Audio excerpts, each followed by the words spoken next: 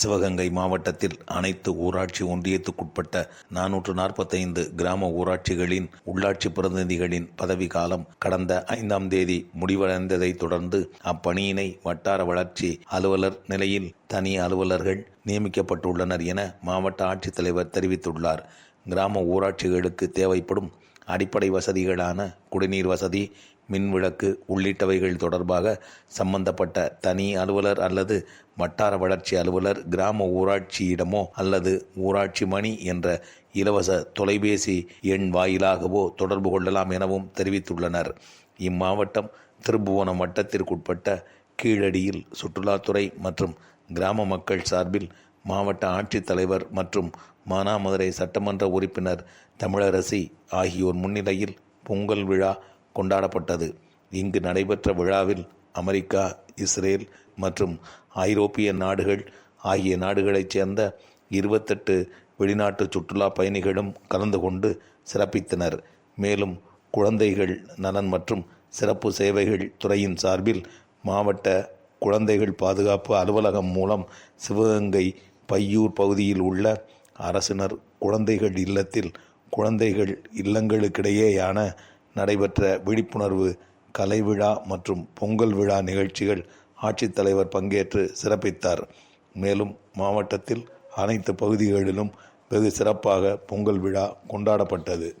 இம்மாவட்டத்தில் திருப்பத்தூர், சிவகங்கை மற்றும் திருப்புவனம் தாலுகாவில் பெரியாறு பாசன நேரடி ஆயக்கட்டில் சுமார் 143 கண்மாய்கள் மூலம் 1800 ஏக்கர் விவசாய நிலங்கள் பயன்பெறுகின்றன. இக்கால்வாய் மதுரை மாவட்டம் குறிச்சிப்பட்டி கண்மாயில் தொடங்கி சிவகங்கை மாவட்டம் சாலூர் பூக்குழி கண்மாயில் முடிவடைகிறது. 8 கிலோமீட்டர் நீளமும் 30 அடி அகலமும் கொண்ட இக்கால்வாய் கடந்த 2022ஆம் ஆண்டு 22 கோடி ரூபாயில் புனரமைப்பு செய்யப்படும் என அறிவிக்கப்பட்டதை தொடர்ந்து தற்போதைய செலவினத்தை கணக்கில் கொண்டு 28 கோடி ரூபாயில் நபார்டு வங்கி நிதி மூலம் ஷீல்டு கால்வாய் கான்கிரீட் கால்வாயாக மாற்ற முதல்வரால் அடிக்கல் நாட்டப்பட்டுள்ளது. மேலும் சிவகங்கை அருகே உள்ள கத்தப்பட்டு கிராமத்தைச் சேர்ந்த வாழுக்கு வேலி அம்பலத்தின் சிலை 50 லட்சம் ரூபாய் மதிப்பீட்டில் அமைக்கப்பட்டுள்ளதை முதல்வர் காணொலி காட்சி வாயிலாக திறந்து வைத்தார். விடுதலை போரில் பங்களிப்பையும் தியாகத்தையும் முழுமையாக அளித்து உயிர் நீத்த வாழுக்கு வேலி அம்பலத்தின் புகழை பறைசாற்றுகின்ற வகையில் கடந்த 2023ஆம் ஆண்டில் அன்னாரது பிறந்தநாள் விழா அரசு விழாவாக நடைபெறும் என அரசு உத்தரவிட்டு கடந்த 2 ஆண்டுகளாக அரசு விழாவாக கொண்டாடப்பட்டு வருகிறது. அரசு சார்பில் வாழுக்கு வேலி அம்பலத்திற்கு மணிமண்டபத்துடன் கூடிய திருவுருவ சிலையை 50 லட்சம் ரூபாய் செலவில் அமைக்கப்படும் என அறிவித்ததை அடுத்து அதற்கான இடம் தேர்வு செய்யப்பட்டு பணிகளும் நடந்து முடிந்துள்ள நிலையில் முதல்வர் சிவகங்கையில் நடைபெற்ற விழாவின் வாயிலாக காணொலி காட்சி மூலம் திறந்து வைத்தார். மாவட்டத்தில் உணவகங்கள், மளிகை கடை, பேக்கரி, இறைச்சி கடை, உணவுப் பொருள்களின் மொத்த விற்பனையாளர்கள் மற்றும் உணவுப் பொருட்கள் தயாரிப்பு நிறுவனங்கள் உள்ளிட்ட உணவு வணிகர்கள் உரிமம் பெற வேண்டும் என மாவட்ட நிர்வாகம் வலியுறுத்தியுள்ளது.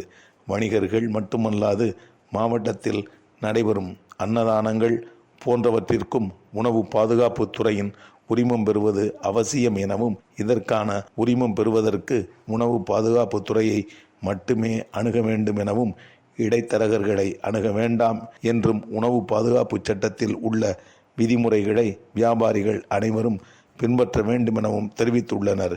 இதேபோன்று மாவட்ட சுற்றுலாத்துறை சார்பில் சுற்றுலா தலங்களை மேம்படுத்திடும் பொருட்டு பல்வேறு நடவடிக்கைகள் மேற்கொள்ளப்பட்டு வருகிறது. அதன் அடிப்படையில் உணவுடன் கூடிய தங்கும் விடுதி, சாகச சுற்றுலா நடத்துபவர்கள் போன்ற சுற்றுலா முனைவோர் தமிழ்நாடு சுற்றுலாத்துறையில் வழங்கப்பட்டுள்ள வழிகாட்டு நெறிமுறைகளின்படி பதிவு செய்ய வேண்டும் எனவும் கூறியுள்ளனர்.